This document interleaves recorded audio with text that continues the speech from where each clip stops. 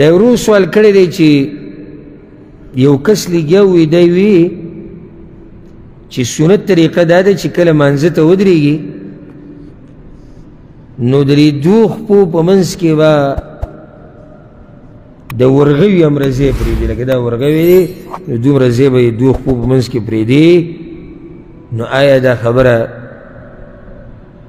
صحیح ده او که نه پته نشي ما ته ښکاري دا سوال ما نه که څه مخکې هم چېرته شوی یا کېدای شي بغیر سوال نه دا مسله به موږ لازم بیان کړي داسې هېڅ دلیل د پیغمبر صلی الله علیه وسلم نه نه دی نقل چې په هغې کې دی چې کله به مانځه ودرېږي نو د خپو په منځ کې د یو ورغوي یا د څلورو ګوتو هم رضی پرېږده لکه مشهور حدیث دی د ابو حمید الساعدي رضی الله عنه امام ترمذي راوړی دی چې لس صحابه کرام ناست وو هغه د هغوی په مخ کې مونځ وکړو او دی ووایي په اوله کې وایي زه د پیغمبر په مانځه په تاسو ټولو کې ښه پوهېږم نو هغه ورته ووایي ته زموږ نه څه پوخانی صحابي خو نه تا خو په اخره کې ایمان راوړی موږ د پوخانه د پیغمبر سره یو موږ د هغه نه ډېر څه اورېدلي دي نه نه وایي ما له ښه راځي هغه ورته وایي زه صحیح ده نو وایي ښایي هغه صحابه کرام ورته و دې کې د دواړو طرفینو هیره سته ده هیره ستا دی چې زه د پیغمبر د طریقه وکړم که څه کوتاهي کمی د چا په طریقه کې چې پوره کړي نو هغه هم تاسو ته وایي چې لسې نسې دوی نه پوهېږي هغه وایي پرېږدئ چې وښایي چې موږ په علم کې اضافه وشي د ټول منځو کو اخره کې ورته هغه وایي صدقته هکذا صلی النبي صلی الله علیه وسلم رښتیا دې وایي پیغمبر به همدقه شان مونځ کوو خو په یو ځای کې هغه دا نه دي ذکر کړي چې پیغمبر چې کله ودرېدو د خپو په منځ کې دومره ځای پرېښود دوه ګوتې ځای او یو لۍ ځای دا یې نه دي ویلي خلاصه د مسلې هغه دا ده چې کله مانځه ته ودرېدې نو د دې خپل بدن مناسب خپې کولاو کا نه به خپې بلکل را بندې بعض وایي چې یو ټوکی پکې اچولی شي بعضو په اوږو باندې ټوکي پراته که نه پکې زر داسې خور کړي وایي چې دا ټوکی پکې راځي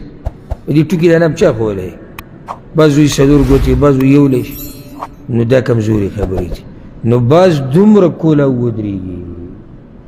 دا هم ناروا طریقه ده خصوصا دا عادت په دې عربو کې به د مصریانو کې ډېر دی سم داسې ودرېږي دا غلطه طریقه ده زه درته یو اسانه طریقو هم تا ته پته ولګي چې څومره کولا ودرېده پکار دي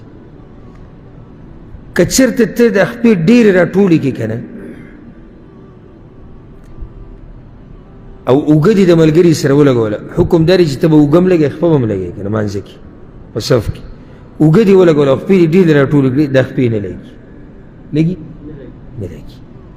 که نه الا دا چې څوک پیدا شي چې د خپه د پسې داسې کږه کړي او دننه یې دوړي او دویمه ده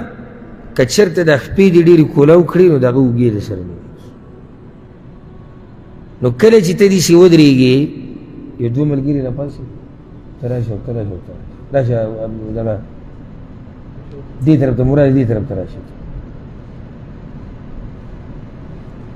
قاري صاحب ته د خپې ښه کولاو کړه مشرانو په شان ودرېږي چې پته ولري علم دی اوس که دا ملګري غواړي چې د سنت باندې عمل وکړي او دا اوږه ولګوه ده سره نو دی به داسې کوږ پروت وي خیر دی په دې اوس عمل نه کېږي ښه راټول یې کړه څلور ګوتې او یو لۍ شو او ده سره اوږه ولګوه اوږه ولګېده دا خپه چې دی دننه بوځي نو دی په ارام نه دی ولاړ ته په ارام هغه جدا مسله ده خو آیا ته داسې ټول مانځه کې داسې ودرېدی شي زور یې کړی دی اخوا ښه نو صحیح ودرېږه خپې اوږې ولګوه دا اوس وګوره د منځ کې دی قاري صاحب ته دا د ده د بدن مناسب خپې کولاو دي اوس او اوږې هم لګېدلې خپې هم لګېدې دا وګوره اوس دا زه نشم ویلی چې دا څلور ګوتې دي او دا یو لېشتې ځکه چې دا د سړي د بدن سره تعلق ساتي اوس که یو نری غونته کې راولي کمزوری او هغه ته وایي چې همدقې شان ودرېږي څنګه چې دی ولاړ دی نو د هغه دپاره کیدای شي هغه خپې کولاوي او کیدای شي د ده نه غټ انسان وي بدن کې نو د هغه دپاره بیا دا خپې راټولې دي پوه شوې کښېنې بارک الله فیکم دا مسله ده چې ته خپل بدن ته وګوره